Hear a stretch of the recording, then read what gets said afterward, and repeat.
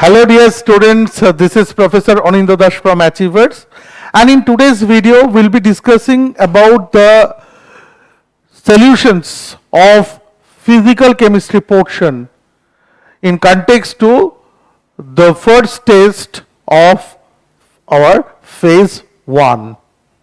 Okay, so let's come to the question. The very first question is a MCQ question. You can see the MCQ question. The question is like this: in a dilute gas always behaves ideally. So a dilute gas means an ideal gas.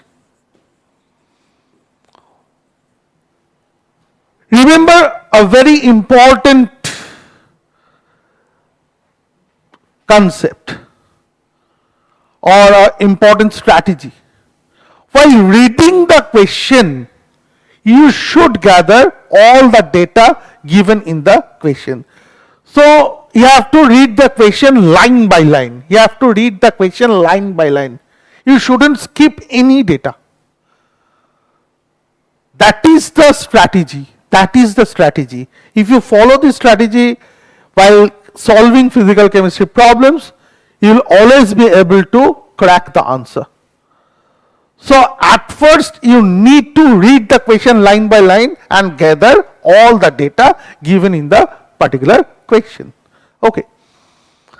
So if you ponder into this question, you see in a dilute gas is always an ideal gas. The number of molecules with mean free path less than or equal to x, that means if this is x, this is the Cartesian coordinate x, an arbitrary Cartesian coordinate x is taken, and obviously while when we are talking about the coordinate must be greater than or equal to lambda. This is lambda. Lambda is the mean free path. This is MPF, mean free path. MFP, sorry. Mean free path. And x is greater than or equal to lambda. Because if x is lower than lambda, then that is a very short range and that is not predictable. Okay, so we are considering a length or a value of coordinate that is greater than the mean free path. So anything is considered over here. So we are sticking to the condition x greater than or equal to lambda. Will always be abided by this condition, x greater than or equal to lambda. Under this condition, the expression of the number of molecules as a function of x is given by n naught multiplied by e to the power minus x by lambda.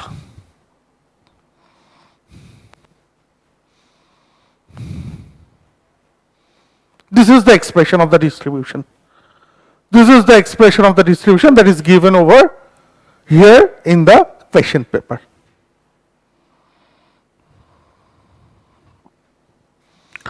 Where n naught is the total number of molecules and e to the power minus x by lambda is the fraction.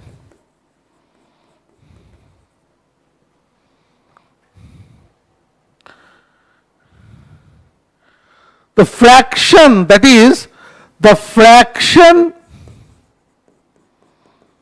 of molecules at x is f, which is also a function of x. The fraction of molecules at x, which is also a function of x, is the number of molecules at x, that is nx, divided by n naught, that is the total number of molecules. Okay. And from the expression itself, it is quite evident that this is equal to e to the power minus x by lambda.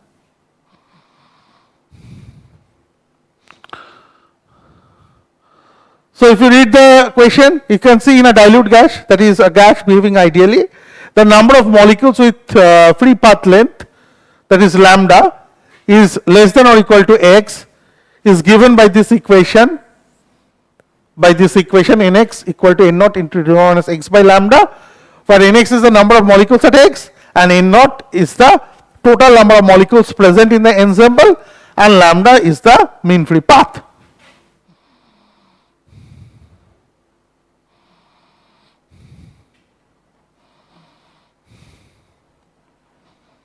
Okay.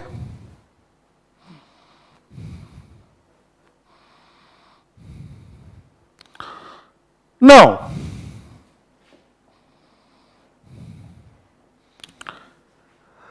you have to find out the fraction of molecules with mean free path lengths between lambda and 2 lambda. You have to find out the fraction within the mean free path lengths lambda and 2 lambda. That means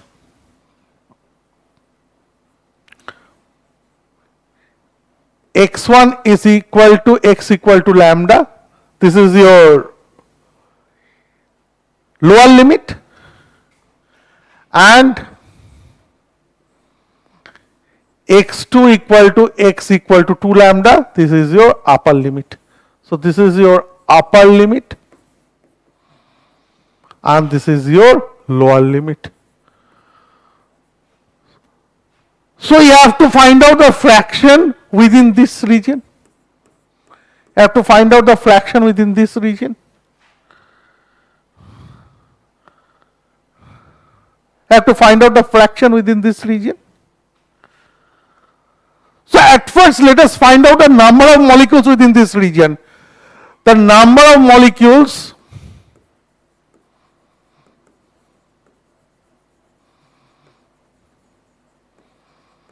within x1 and x2 where x1, x2 both greater than or equal to lambda. Obviously, you see x1 is greater than equal to lambda and x2 is greater than lambda as it is 2 lambda. So it is quite evident. x1, x2 greater than or equal to lambda is, what should be the value? What should be the value? What should be the value? Is obviously nx1 minus nx2.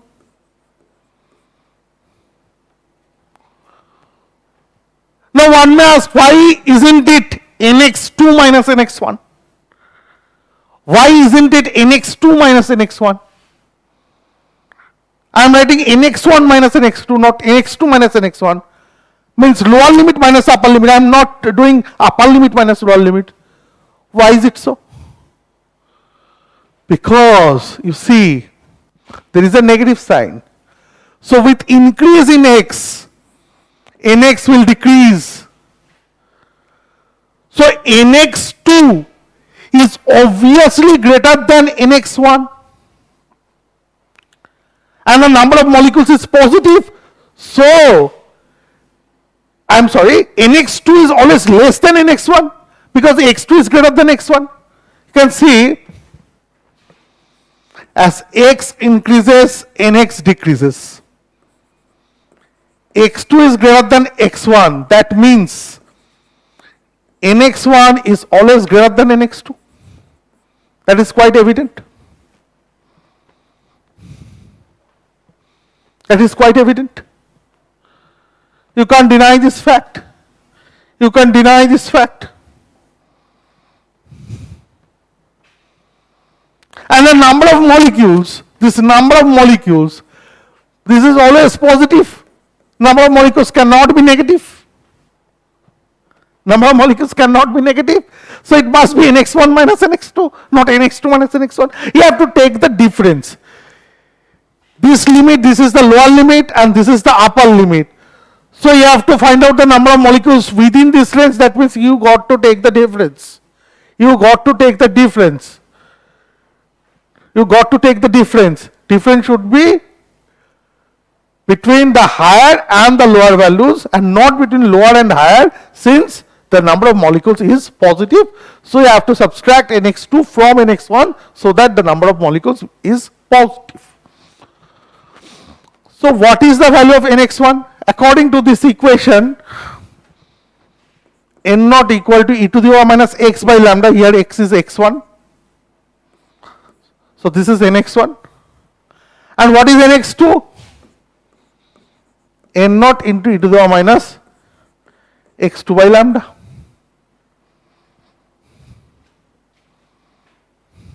You take N naught common from these two. Now e to the power minus x1 by lambda. What is the value of x1? x1 is lambda. So e to the power minus lambda by lambda minus e to the power minus x2 by lambda. What is the value of x2? 2 lambda. So it becomes e to the power minus 2 lambda by lambda.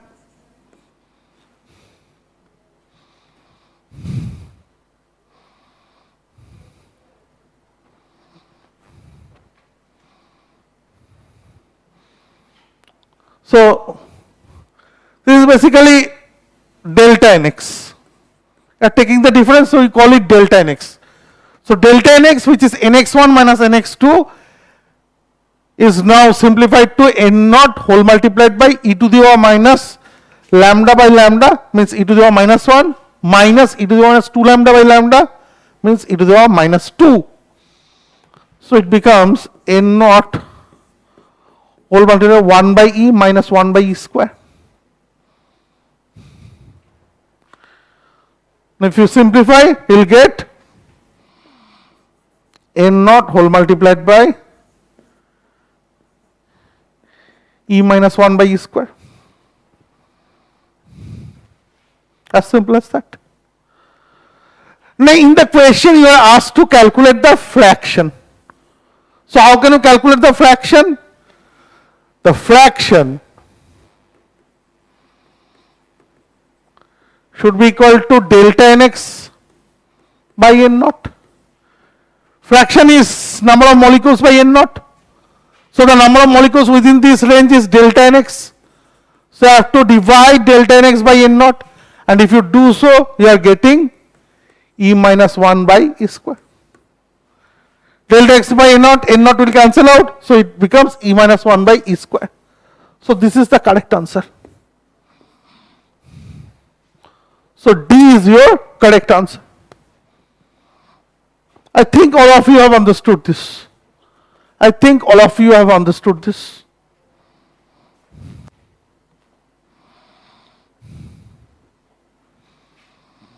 Okay. So now students, let's move on to the next problem. This is a very tricky type of question. They are saying that the equation of state for adiabatic process performed in an ideal gas. Adiabatic process performed in an ideal gas. So we all know that for reversible adiabatic process involving an ideal gas, the fundamental equation is PV to the power gamma is equal to constant. If nothing is given, you have to develop a polytropic equation using P and V. So you have to consider the process to be reversible in nature, and our fundamental equation is PV to the power gamma is equal to constant. It is consisting of a non-relativistic rigid triangular molecule. So it's a rigid triangular molecule. That means the molecule is non-linear. Molecule is non-linear. That means translational degrees of freedom is 3 and rotational degrees of freedom is 2. A triangular nonlinear molecule. What about the vibrational degrees of freedom? You see, it has given low temperature constraint, and we all know that the vibrational motion is quantized. And as the vibrational motion is quantized, so under low temperature there will be no transition between two consecutive levels. And as there is no transition between two consecutive levels, then definitely there will be no vibrational contribution. That means the vibrational degrees of freedom will not contribute. So the vibrational degree of freedom will not contribute under low temperature. That is known to all of us. So you have to develop this equation. You have to find out the value of gamma. You have to find out the value of gamma, and this is a damn easy question. If you can crack the meaning of this question, then it's a damn easy question to solve. It's a damn easy question to solve. So, how to do that? You see, Ft equal to 3. So, what is the translational energy? Each translational mode contributes half kBt. And there are 3 translational modes, so naturally the translational kinetic energy should be 3 by 2 kBt. And what is the rotational degree of freedom? Fr is 2. And again, each rotational mode contributes half kBt towards the total energy. That is obviously known to us in context to the concept of equipartition of energy. We are already acquainted with that. So, ER should be 2 multiplied by half kBt, that makes it kBt. So, the total energy becomes 3 by 2 plus 1, that means 5 by 2 whole multiplied by kBt. You take kBt common, so 3 by 2 plus 1, that makes it 5 by 2.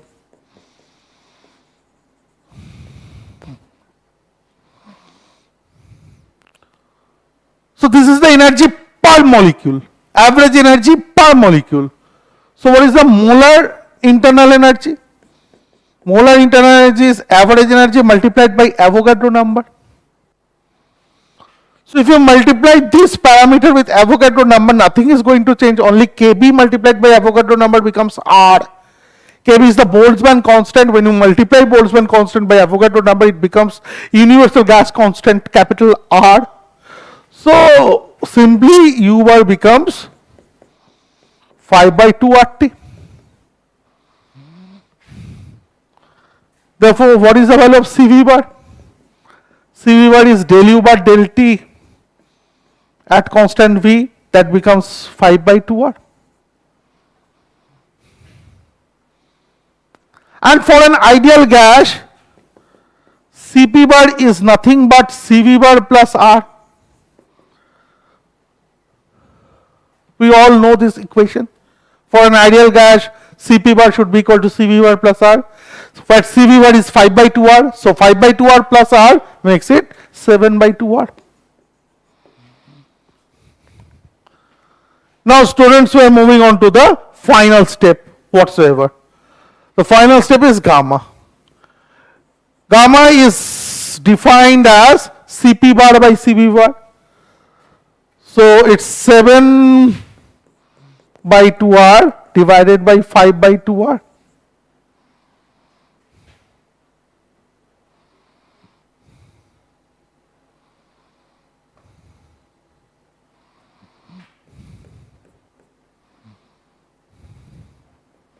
It's 7 by 5.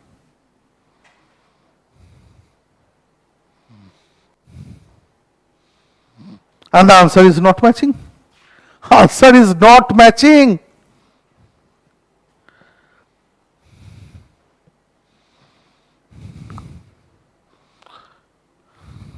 I have made a deliberate mistake over here. I have made a deliberate mistake over here because students are seen to get confused at this particular state. Students are seen to get confused at this particular state. So where I have made the mistake, you have to find out the mistake. Where I have made the mistake. One thing should be born in your mind. You see, a molecule can be linear or a molecule can be non-linear. How to distinguish a linear molecule from a non-linear molecule? in terms of degrees of freedom. Usually students are seen to make mistake over here. Just put this thing in mind. For linear molecule, FR is 2, and for non-linear molecule, FR is 3. So what mistake I have done? Deliberately, I have chosen FR equal to 2. It's a non-linear molecule. How come? Because it's a triangular molecule. A triangular molecule is obviously a non-linear molecule. So FR should have been 3. So just follow the procedure once again. So this FR is 3. And what is the contribution of each rotational mode? Each rotational mode contributes half kBt. So 3 multiplied by half is 3 by 2. So 3 by 2 plus 3 by 2 makes it 3. So this is 3 kBt. So this 5 by 2 is replaced by 3. This 5 by 2 is replaced by 3. So what is the value of Cp bar? Is 3R. So Cp bar should be 3R plus R, that is nothing but 4R. So this should be 4R and this is 3R. So the answer is 4 by 3. R gets cancelled out, it's 4 by 3. And now see, it's coming D. So students, this is the key fact over here. This is the key fact over here. This is key fact 1. And key fact 2 is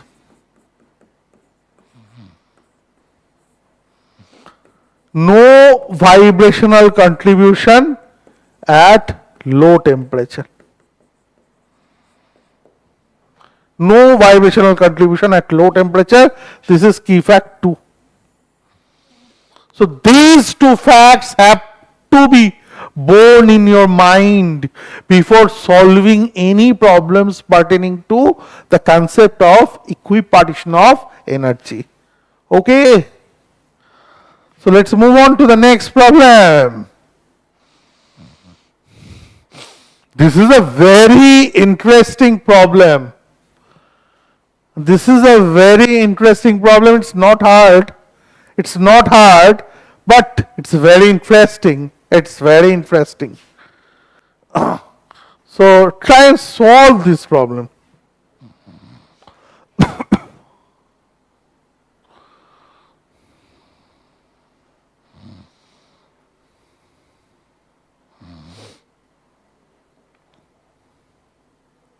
They're saying that a gas has a molar heat capacity C equal to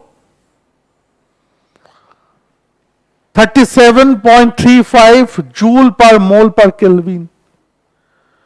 So C is given 37.35 joule per mole per Kelvin. It's C. It's not Cv, it's not Cp, it's C. That means C is the molar heat capacity for that particular process given here where Pt is constant. If Pt is constant, then C is the corresponding molar heat capacity. So it's a process where Pt is equal to constant. Obviously, we are dealing with ideal gas. So for an ideal gas and a reversible process, you have Pt equal to constant. If Pt is constant, then the corresponding molar heat capacity is C. If V is constant, that means the process is isochoric in nature, then the corresponding molar heat capacity is Cv. If P is constant, that means isobaric process, then the corresponding molar heat capacity is Cp.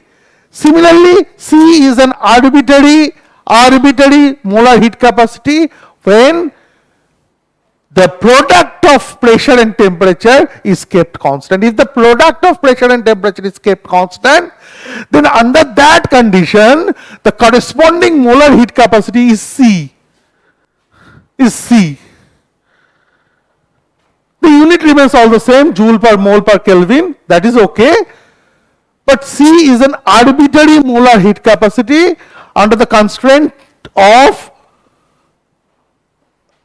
the product of PT kept constant. And obviously, you are working with ideal gas and the process is considered to be reversible for convenience. So for this process, you have to find out the number of degrees of freedom. That means you have to calculate the value of F. The numerical value of F has to be calculated with this data.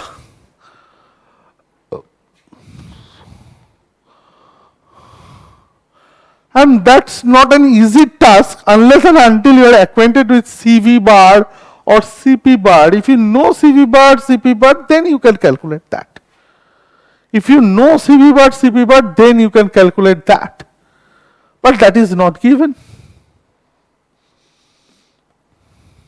So how to do this problem? So from here, one can write d cut q is equal to C dt. At constant volume, d cut qv equal to Cv dt. At constant pressure, d cut qp equal to Cp dt. Similarly, under the condition of product of P and T constant, the corresponding molar heat capacity is C, and thereby d cut q is nothing but C dt. As simple as that. As simple as that. And also we are acquainted with the fact that d cut w is equal to minus P dV.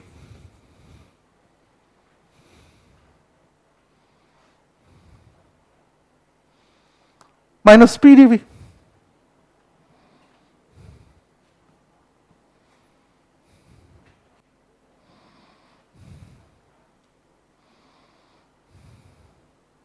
Okay.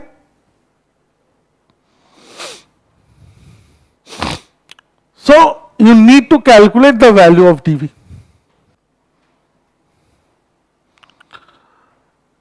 Now you have to use this equation.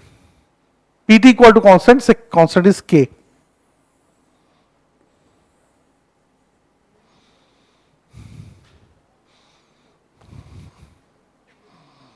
So P equal to K by T. Okay.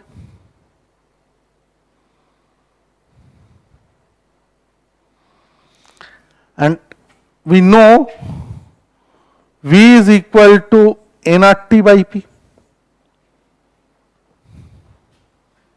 That is known to us.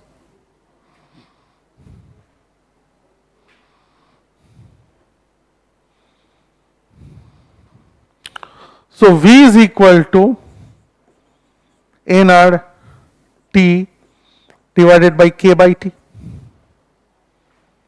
In place of P, I have substituted K by T. So it becomes nR by K multiplied by T square.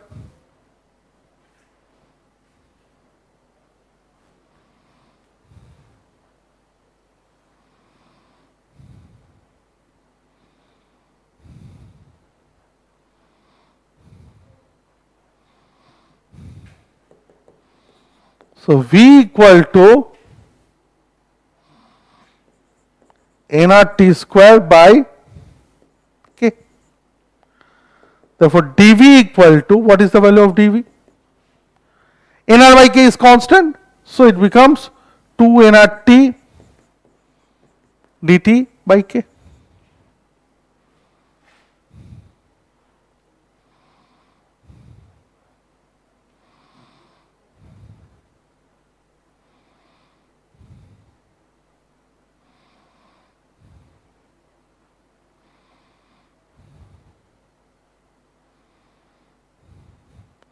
And this T by K, what is the value of T by K? T by K is nothing but, you see, 1 by P. So from here you get, if you bring P to the left hand side, you get P dV equal to 2 nr dt.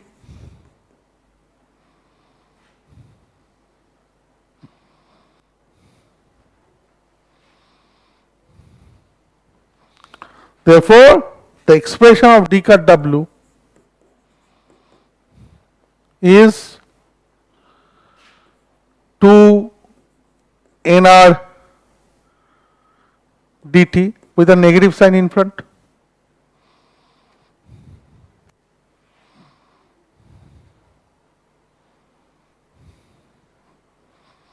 Okay. Now see, you have written d cut Q equal to C dt, molar heat capacity multiplied by dt. Actually, the expression should be d cut Q equal to number of moles multiplied by molar heat capacity into dt. This should be the actual expression. Should be equal to number of moles into molar heat capacity into dt. And if we choose n equal to 1, then we can write d cut Q equal to C dt. So here if we choose n equal to 1, we can write d cut W equal to minus 2R dt. So we are doing the calculation for 1 mole. So I have got d cut W and you have got d cut Q.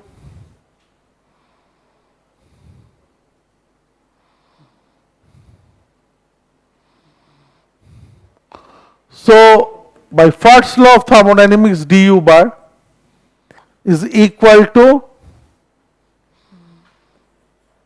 d cut Q plus d cut W.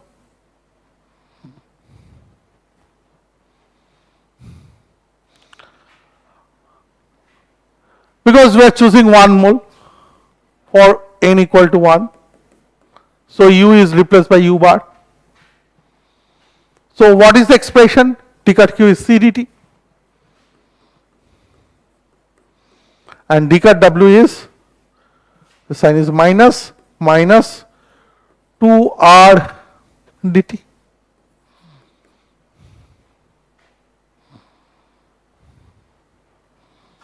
That means C minus 2R whole multiplied by dt. So this is du bar.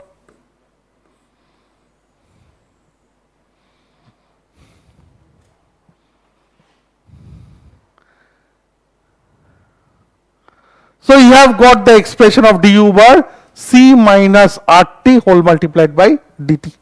That is very important. So let's clean up this page, and you have got du bar equal to C minus 2R whole multiplied by dt. This you have got. Now what is the expression? In general,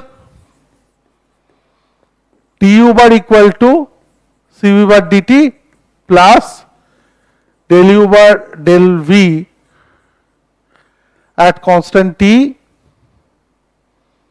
into dV multiplied by 1 by n.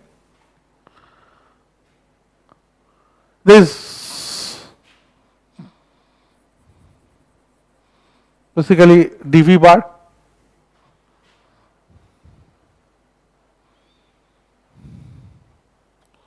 If you infuse 1 by n dV bar. Now this particular term is 0 for ideal gas. So in general, du bar should be equal to Cv bar dt.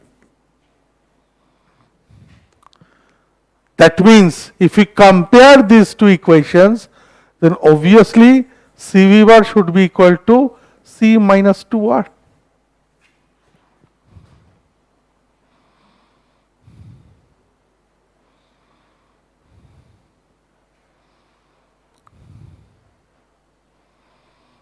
Okay. C minus 2R.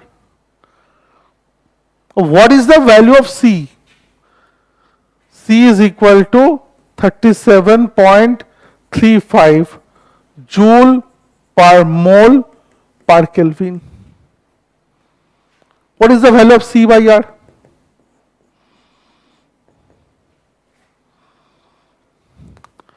(37.35) divided by 8.314 joule per mole per Kelvin.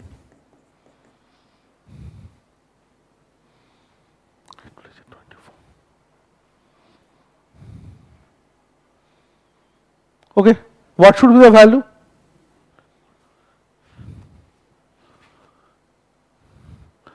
This is almost equal to 4.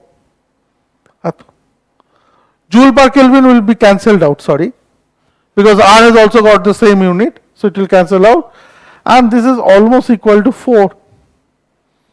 So C is equal to 4R. So this is 4R. So 4R minus 2R is 2R.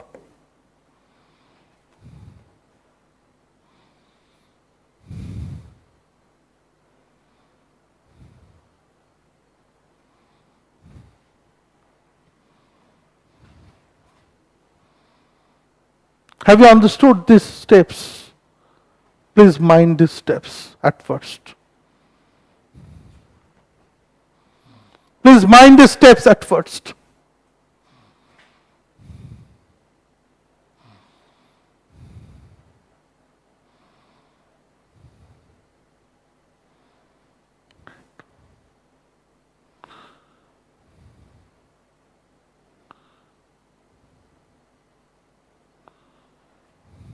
Okay. So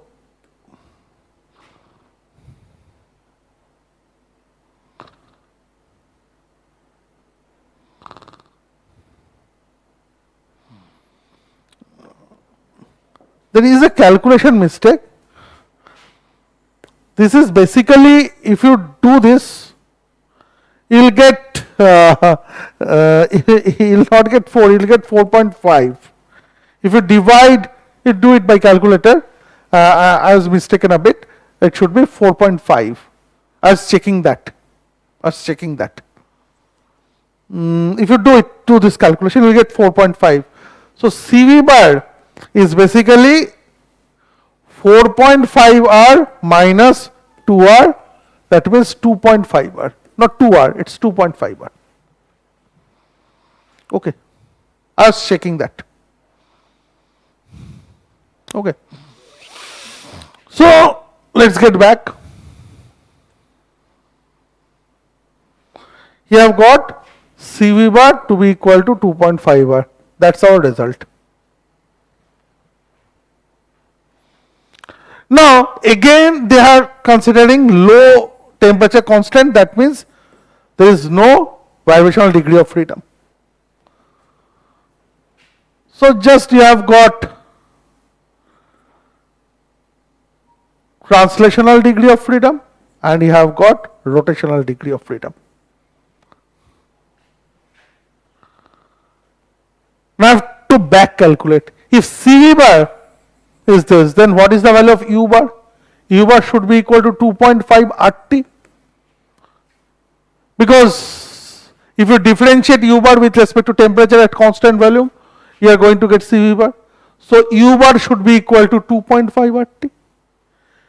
If U bar is 2.5 RT, then E should be equal to 2.5 kBT. I am going in the reverse order.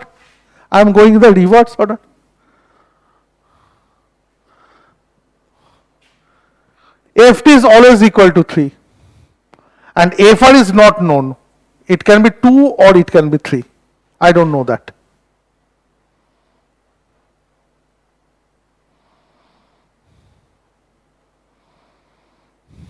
But this contributes 3 by 2 kBT. This is ET.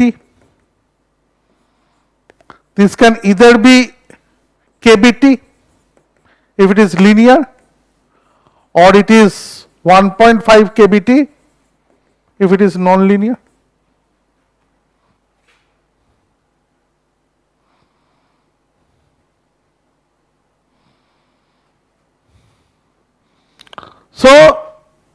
eventually I've got ET always equal to 1.5 kBt, and ER can have two values.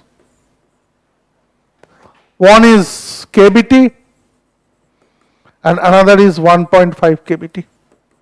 This is for non-linear and this is for linear. So from here, ET plus ER for linear species, it's 2.5 R. And for these two cases, for non-linear species, ET plus ER is equal to 3R. But here, if V is not contributing, so E is equal to ET plus ER, and that is 2.5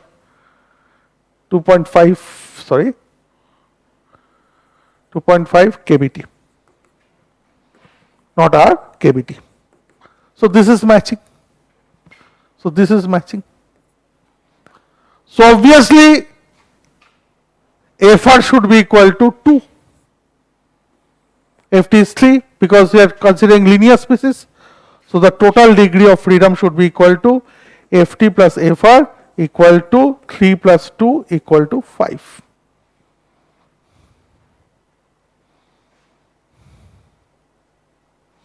So this is the correct answer. This is the correct answer. It can be solved in a conventional manner. It can be solved in a conventional manner. It can be solved in a conventional manner. So how to get into that conventional manner? You see, how to solve by conventional manner, you see. From calculations, you have got CV bar to be equal to 2.5 R. That makes U bar to be equal to 2.5 RT.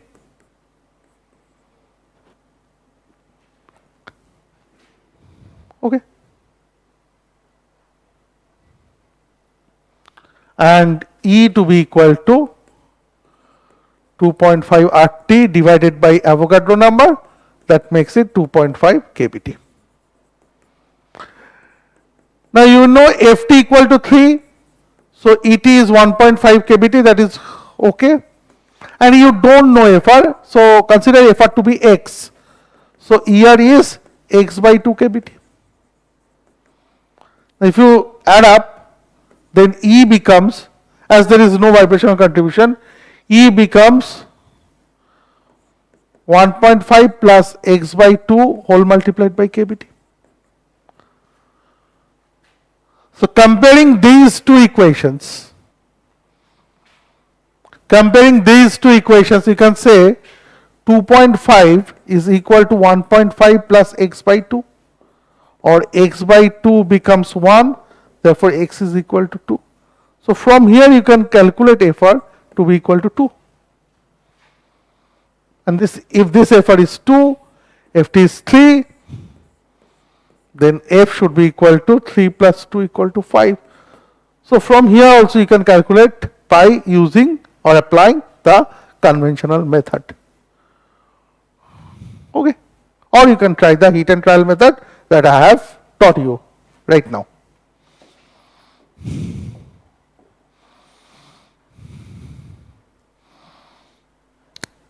Now students, let's move on to a very interesting MSQ problem. You are given an integral, I integrate from minus infinity to plus infinity, ui x uj dx.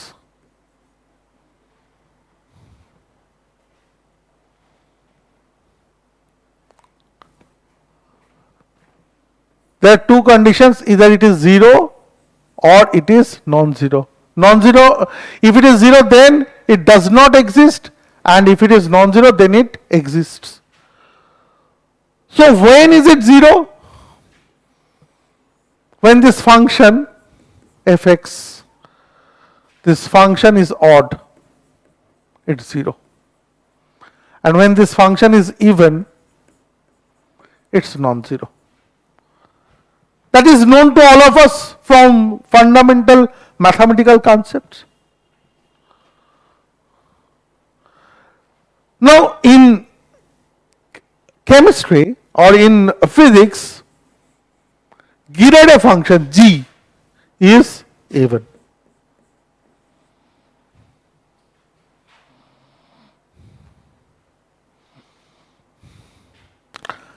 And ungraded function u is odd.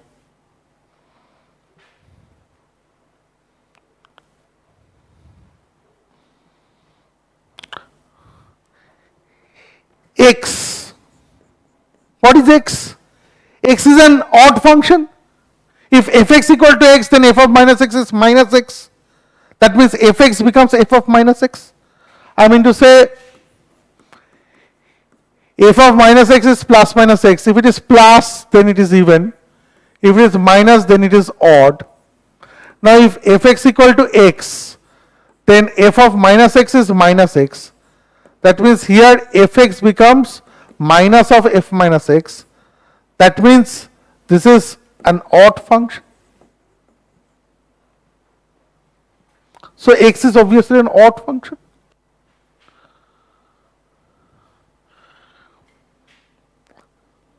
Now, this multiplication is considered to be a direct multiplication. Direct multiplication is direct product, or direct multiplication is denoted as multiplication sign which is encircled by a circle. It is denoted like that. An even function is basically considered to be multiplication by plus 1. And an odd function is considered to be multiplication by minus 1. Okay, that is simple. So, if both are g, this is u, means plus 1 multiplied by minus 1 multiplied by plus 1, that means minus 1. So, this becomes u. And if it is u, it is odd. And if it is odd, it does not exist. So, if both are g, it does not exist. If both are g, it does not exist. If both are u, then what is going to happen? U multiplied by u is minus 1. Minus 1 multiplied by minus 1 is plus 1. Again multiplied by u means minus 1, it becomes minus 1. So, again this becomes u. And if it is u means odd. If it is odd, it does not exist. So, if both are g symmetric, or this should be u, if both are u symmetric, that does not exist. But if one is g and another is u, then what is going to happen? G multiplied by u multiplied by plus 1 multiplied by minus 1 is minus 1. Minus 1 multiplied by minus 1 is plus 1. So, this becomes g. And if it is reversed, then this is u, this is u, this is g. If this happens, then minus 1 multiplied by minus 1 is plus 1. Plus 1 multiplied by plus 1 is plus 1. Then again it's g. So, if ui is u, uj is g, then also it will exist. And if ui is g and uj is u, then also it will exist. So, B and C are the correct answers. B and C are the correct answers. Understood? As simple as that, very simple question.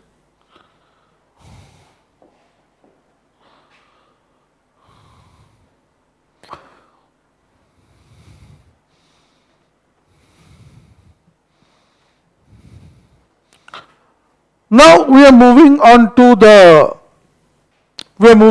the NAT question.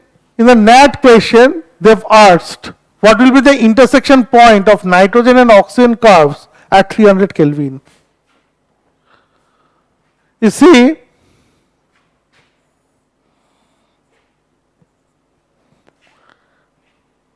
this is one curve, this is another curve. This curve is for M1 molar mass and this curve is for M2 molar mass, where M1 should be greater than M2. That means 1 corresponds to O2 and 2 corresponds to N2. That is known to all of us. And at this point, they will intersect. So Cx. Now the question is very simple. Just P dash C for 1 should be equal to P dash C for 2 at C equal to Cx. You have to apply this condition. You have to apply this condition. Bus, that's the trick. Now you can follow this calculation over here. 4 pi into m1 by 2 pi rt whole to the power 3 by 2 e to the power minus m1 cx square by 2 rt cx square equal to 4 pi whole multiplied by m by 2 pi m2 by 2 pi rt whole to the power 3 by 2 e to the minus m2 cx square by 2 rt multiplied by cx square. I applied the formula of P dash C. 4 pi into m by 2 pi rt whole to the power 3 by 2 multiplied by e to the power minus mc square by 2 rt multiplied by c square. And we have proceeded to find out the expression of Cx, and then we have substituted the value of m1 and m2 to get the result. Then we have substituted the value of m1 and m2 to get the result. Okay, R and T is also given. So you substitute all the values, you will get the result. Substitute all the values, you will get the result. So this is the general equation. Okay. So I think you all have understood this. So at this point, our discussion for the solution of P1T1 is completed. So bye bye for now. Stay tuned.